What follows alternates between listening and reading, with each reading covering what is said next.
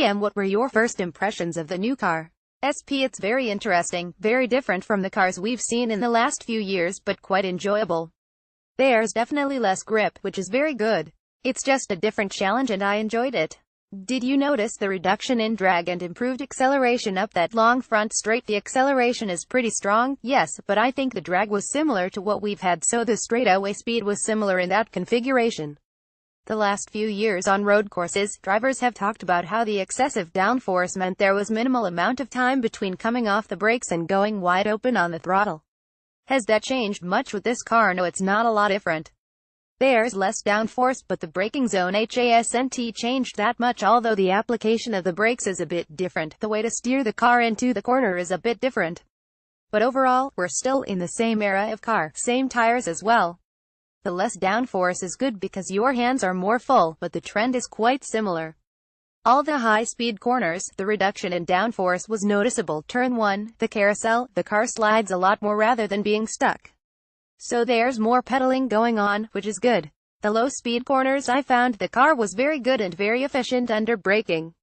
I suppose the biggest thing I found was that you can yaw the car quite a bit more than before, probably a result of the weight distribution characteristic.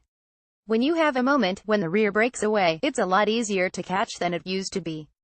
You can light up the tires on exit and control the slide. So that should make it more fun to watch. And the car looks really sexy too. Did you find that wing adjustments made more of a difference on this aero kit compared with the manufacturer aero kit you've been working with for the last 3 years? I didn't do a scan on downforce levels, so I probably can't comment on how efficient the trims are. But the front wing reacts pretty well, the alignment works pretty well, the springs I felt were pretty numb. This was my first day on it.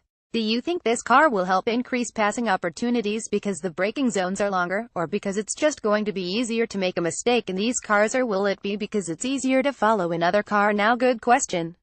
I mean, like I said, I didn't find the braking zones were longer, I actually thought they were quite similar. The car is just so efficient.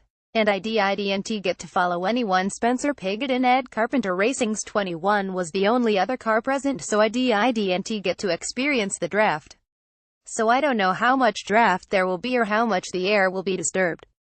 I can't answer that. I wish I could. Do you agree with the feedback from Juan Pablo Montoya and Oriol Servia, Chevrolet and Honda's testers of the 2018 kit, that the tire compounds will need switching up to maybe make them more progressive when they slide? I did do some testing for Firestone, 2 different tires, and their behavior was quite different to the tires we've had in the past. I think if they mix what they brought today with what we've had in the past, it could work well. But at the end of the day, whatever tires we're all on, it's up to us, the teams and the drivers, to figure it out, and what works the best way. The tires are 80% of the car equation, so it's a very important component, and I thought what Firestone brought was interesting. Maybe not the final solution for a good product, but perhaps a mix would work well. How did the lap times compare with when you raced there in June, and is there any point in making a comparison?